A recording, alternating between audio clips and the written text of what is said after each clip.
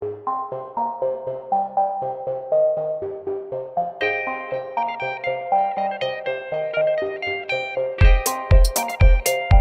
as the financial and social conditions in the West begin to deteriorate substantially, I mean, they're already on their way down, but it's going to get a hell of a lot worse before it's all over, right? I'm going to be relegating all of my commentary on the decline. I'm going to be putting it exclusively on Patreon because, quite frankly, I think that it's more likely than not than anybody who publicly says what's really going on is going to get the ban hammer. Oh yeah, definitely censored. And so it just makes sense that everything having to do with the contemporary political and financial scene, I'm just going to put it strictly on Patreon. I'll advertise it on my free channel, but it's only going to be here because, the authorities, as the situation continues to deteriorate, the authorities are going to panic more and more, and they're going to rely on more and more heavy-handed ways and mechanisms to silence not only opposition, but even people who are just pointing out reality. Okay?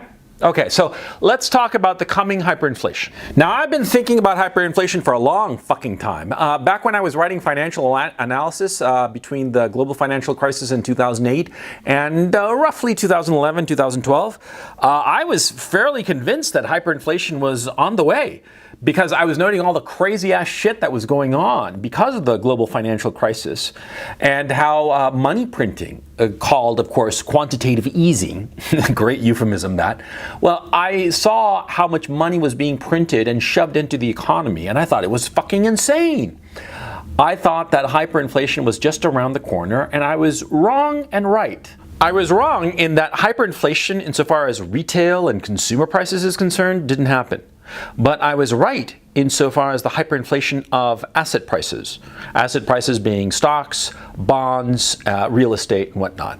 Not commodities, notice, but asset classes, hard asset classes, like stocks and bonds and property.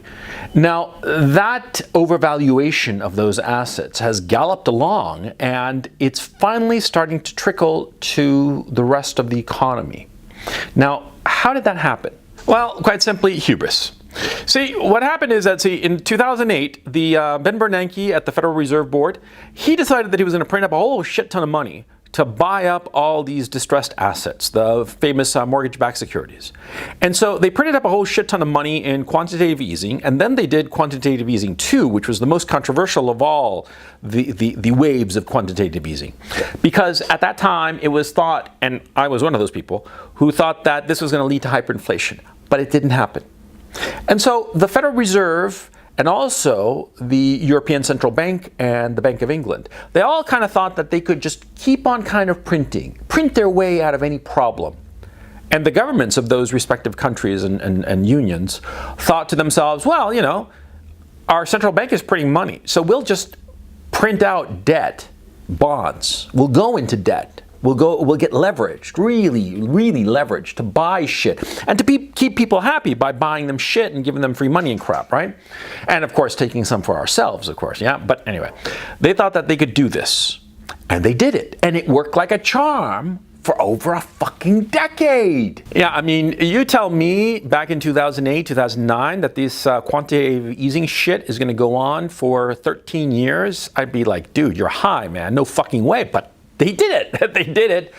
But finally, after all the spending of money that does not exist, of just making it up out of thin air and propping up the valuation of assets and the stock market and pushing up the curve of the stock market, pushing it up and up and up and up and up.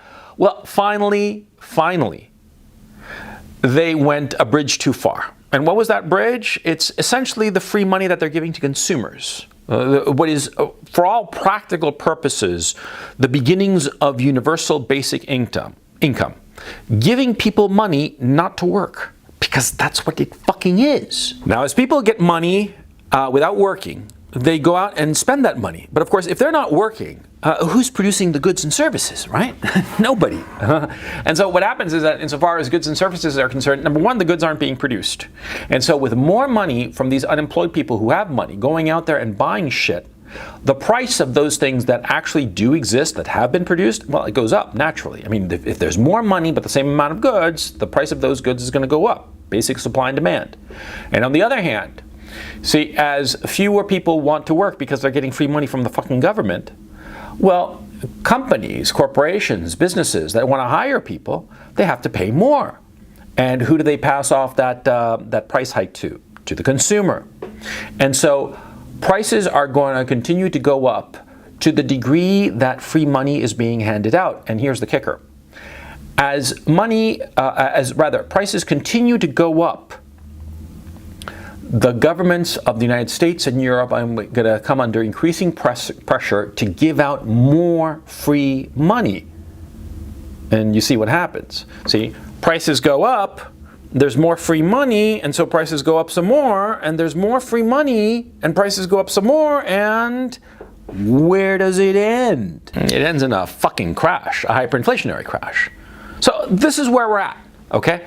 We're at that stage where the prices have risen, and we're about to have this government, the Biden administration, start shoving out money out the door to people. And they're going to have all this cash, and they're going to go out and chase goods and services. And of course, those goods and services are going to go up in price. And so you see how this is going to go.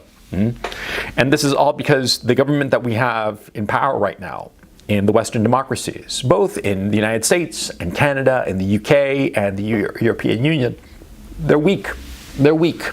They don't have the stones to say, no, we're not going to do this. This is stupid. We're not going to hand out free money. You can't buy shit while you're on your own. You're a grown-ass man. Go and figure it out by yourself.